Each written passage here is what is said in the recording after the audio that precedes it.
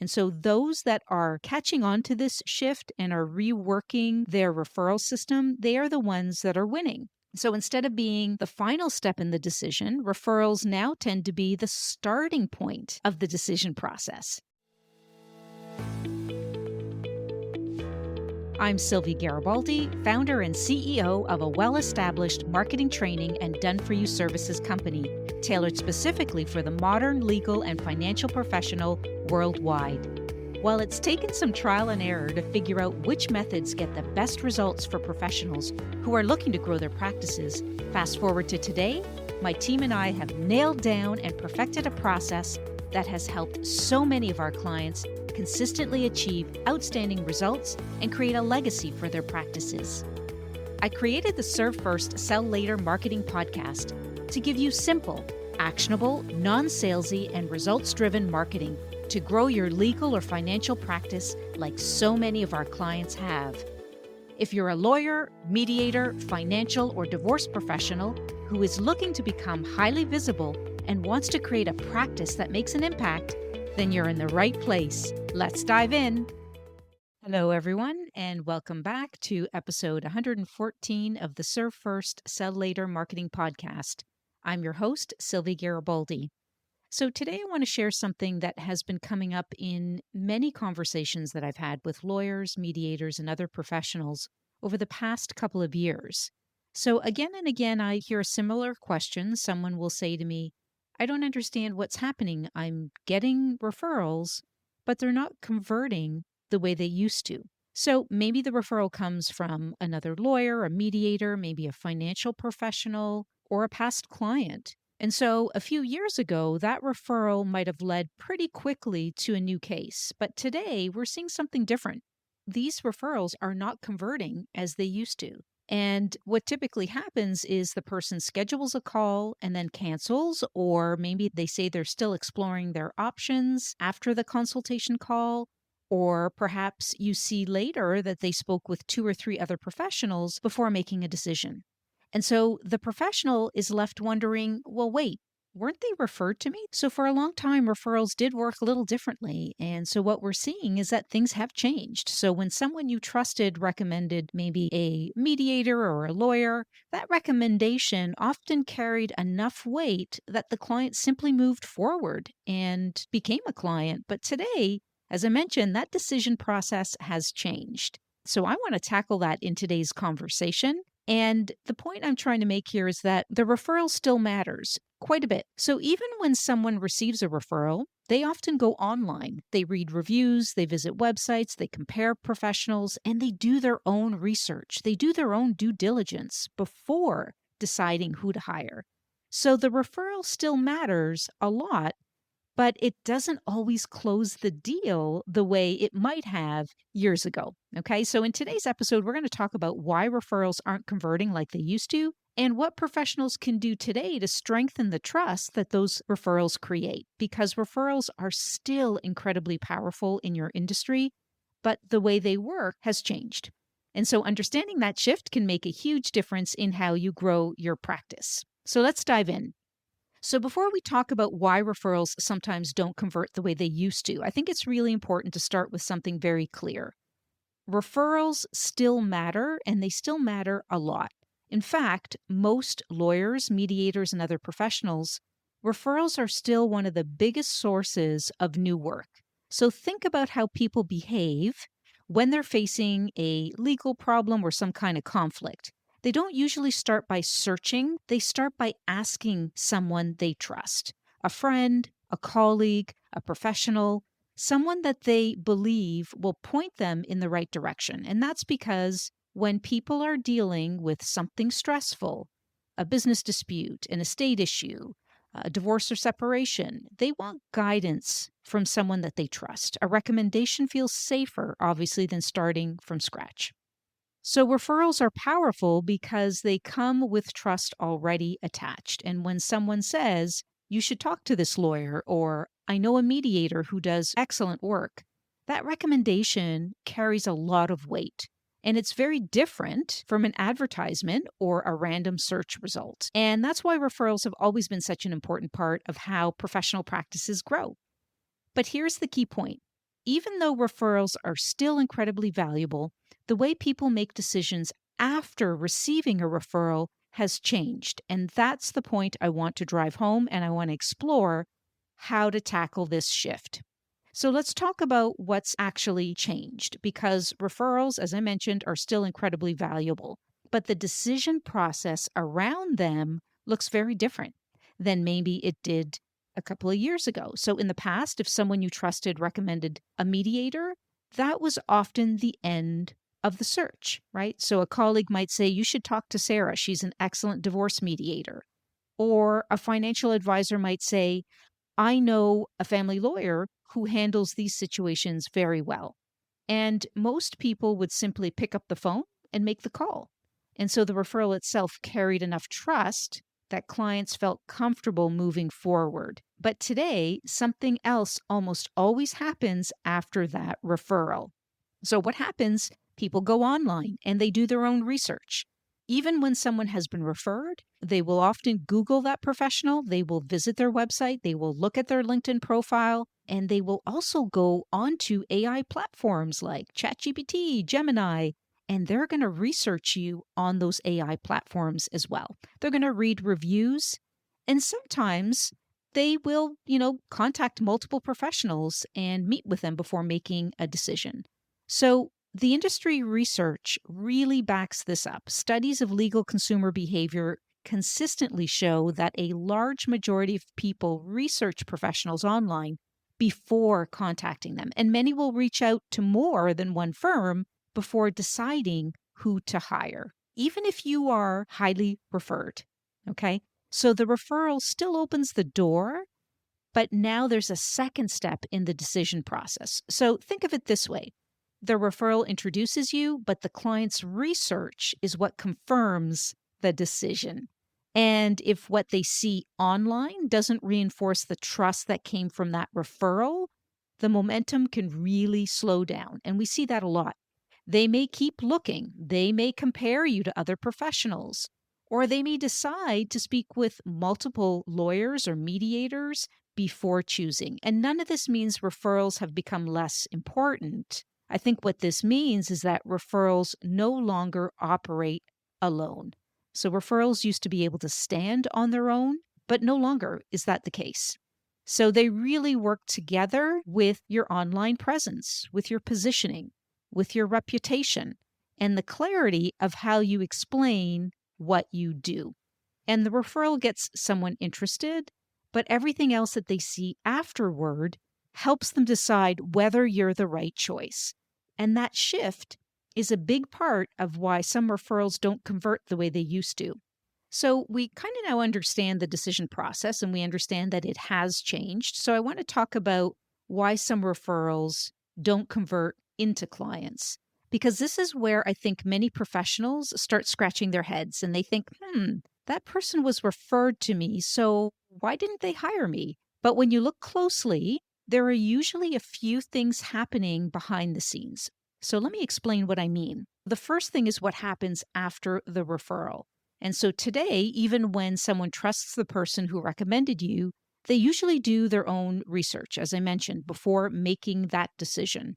And we know that consumer behavior consistently shows that most people research professionals online before contacting them. And that's a given. So the person who was referred to you often goes online and starts looking. And as I mentioned before, they're doing all those things, Googling your name, researching the AI platforms, visiting your website, checking out your LinkedIn profile, reading those reviews, looking for your thought leadership on social. Like, what is this person saying? What are they really good at? So let me give you an example. I want you to imagine that a financial advisor refers a divorcing couple to a family lawyer.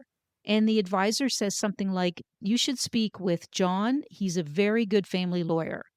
So the couple trusts the advisor. They go home and they look up John and they look him up online. But when they land on his website, they see something very generic. It says something like, experienced legal counsel, dedicated to helping clients through difficult times, client-focused service. And now they open up two other law firm websites, and those websites sound exactly the same. So, from the client's perspective, it becomes difficult to see what actually makes John different. And when the difference isn't clear, people tend to keep looking. And when I say they tend to keep looking, they keep looking online. So, it's really important to make sure that your online presence contains all the information that they're looking for that's going to make you stand out. So, another factor is that many clients today speak with more than one professional before hiring. And so, the person making the referral may not fully explain why you're the right person for that situation. And this is really important. So, they might say something like, oh, you should talk to this lawyer. But what they're not doing is they're not explaining things like what types of cases you handle best, what makes your approach different, or why your process works well for clients like them. So the referral creates the introduction, but they haven't fully explained why you're the right fit. Okay, I hope that's making sense. And so when the context is missing like that, the referral can really feel less compelling. And none of this means that the referral was weak. It just means that the client's decision process now includes more steps than it used to, right? Because they have to go online to understand more about you. So, once again, the referral opens the door, but what people see afterward, your positioning, your reputation, how you clearly explain what you do, all of that plays a big role in which that referral actually turns into a client. All right.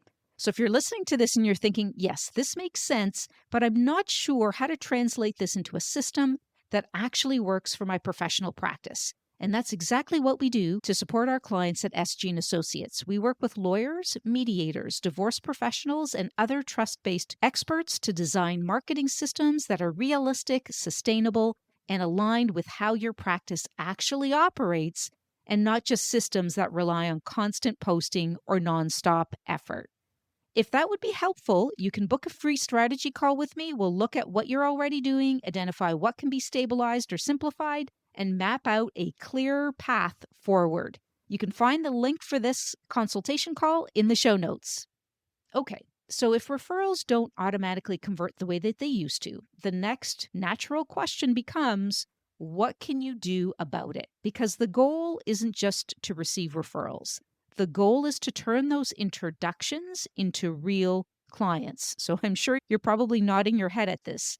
And so when you look at professionals who convert referrals consistently, a few patterns that we've noticed really stand out. And the first is clear positioning. When someone researches you after receiving a referral, they should immediately understand three things: who you help, what problems you solve, and what makes your approach different. So let's go back to the example from earlier. Imagine that the same couple searching for the lawyer who was recommended to them, but this time when they land on the website, the messaging is incredibly clear. So instead of generic language, it says something like, I help professionals and business owners navigate complex divorce situations, especially when there are significant financial assets involved. Now, the couple reading this instantly understands something different or something important is going on here. This lawyer specializes in situations just like theirs. And so that clarity makes it so much easier for them to feel confident moving forward. And so another factor that strengthens referral conversion is visibility. So when clients research a professional today, they often look for signals that confirm credibility. So what do these signals look like? Let me share a couple of examples. They could be articles explaining complex issues. They could be podcast interviews, speaking engagements, educational content. All of these things reinforce the original recommendation. And so the referral partner said that you were a really good choice. And now the client can see the evidence of that expertise. And so there's also another piece that many professionals overlook, and it's all about educating the referral partners themselves, because sometimes referrals don't convert simply because the person making the referral didn't fully explain why you were the right choice. So, for example, a financial advisor might say you should talk to this lawyer, but then again, if the advisor understands your work more clearly, they might say something very different, right? They might say, you need to speak to this lawyer. She works with business owners going through divorce. and she's really good at handling complex financial situations. So now the referral carries so much more clarity. And so the client understands why they're being referred, not just who they should call. And so, one simple way that professionals can solve this problem is by creating something called a Referral Partner Kit. And so, this is really just a short resource that you share with professionals who refer work to you. So, it can include things like the types of clients you help, examples of situations where referrals make sense, a simple explanation of your process, and how clients can get started. So, when referral partners have that kind of clarity, it just becomes easier for them to explain when and why someone should reach out to you. And that makes the referral so much more powerful. So, when you actually step back and look at it, strong referral conversion usually comes down to a couple of things. As I mentioned, clear positioning, visible credibility, well informed referral partners, right? And it's your role to make sure that you are informing these referral partners. And sometimes a simple referral partner guide that helps them explain your work is really, really helpful. And I think that these pieces, when you put them in place, the trust that started with a referral becomes much easier for the client to say, yes, this is the person I should be working with. And that's when referrals start turning into clients again. I hope that's making sense. So when you step back and you look at this, I think the takeaway here is that referrals are not disappearing. Far from it. Referrals are still one of the most important, powerful ways for professionals to attract new clients. But the role that they play has shifted. And so those that are catching on to this shift and are reworking their referral system, they are the ones that are winning. So instead of being the final step in the decision, referrals now tend to be the starting point of the decision process, right? Because they create the introduction, but everything that happens afterward helps the client decide whether to move forward. And that means professionals need to think about referrals a little differently than they might have in the past. So instead of simply hoping referrals will convert, it helps to focus on strengthening the entire referral experience. And that can include things like making sure that your positioning is clear so that when someone researches you, they immediately understand who you help and how you work. I can't tell you how many conversations I've had with professionals where we go take a look at their socials, we look at their profiles, and we look at their website. And quite honestly, we do searches on them as well. And it's not clear to us what they do, even though we know what they do. So that's always a test for us to say, okay, yeah, there is a problem here because it's not clear. And that usually boils down to positioning. So sharing insights, articles, or educational content that show your expertise when people look you up are going to be important as well. And then I think equally important is helping your referral partners understand exactly when it makes sense to send someone your way. And sometimes even giving them simple tools like a referral partner guide that they can confidently use to explain your work when introducing you. Because when referral partners clearly understand your value, their introductions become much more powerful. So instead of saying you should talk to this person, they might say, you really need to speak to this mediator. They work specifically with leadership teams when workplace conflict starts affecting the whole organization. That kind of clarity changes everything. The client immediately understands why the referral makes sense. And when that happens, the trust behind the referral just becomes so much more stronger. So the real goal here isn't getting more referrals. It's about creating an environment where referrals are supported by clear positioning, visible credibility, and well-informed referral partners. And I think when those pieces work together, referrals stop feeling unpredictable. And that's when they become a much more reliable way to grow a professional practice. And that's a key takeaway that we find in the work that we do every day with these professionals. So, as I wrap up this episode, I just want to leave you with one simple idea, and that is that referrals are still incredibly valuable. They are the lifeblood of many professional practices. In fact, many lawyers, mediators, and other professionals, they remain one of the most important ways that new clients find their way to your practice. But the way referrals work today is a lot different than it used to be. And so a referral is no longer the final step in the decision. It's the starting point of the conversation.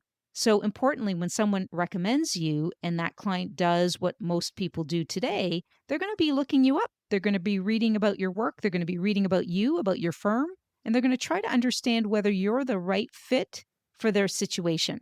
So if you've ever wondered why referrals sometimes don't convert the way they used to, it's not necessarily because the referral was weak. It's often because the client needed just more clarity, a little bit more reassurance, and a little bit more evidence online that you're the right person. And I think that's where things like positioning and visibility and well-informed referral partners can make a world of difference. And it's going to be important that the referral opens the door for you, but the clarity around your work is what helps the client walk through it. So thank you for joining me today. And if you haven't already, please make sure to subscribe to our podcast so that you don't miss future episodes packed with actionable strategies to grow your practice. See you in the next episode.